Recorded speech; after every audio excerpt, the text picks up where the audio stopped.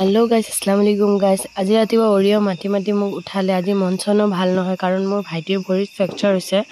মায়ে তাক ধৰি নি কেনে আগফালে বহালে তাৰ পাছত মই তাক নাস্তা দি দিলো ই নাস্তা খোৱাৰ সময়তে লগৰটোৰ লগত কথা পাতি আছে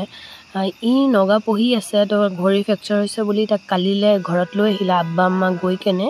লৈ আহিলে তাক ঘৰতে আছে 1 মান্থ বেড ৰেষ্ট দিছে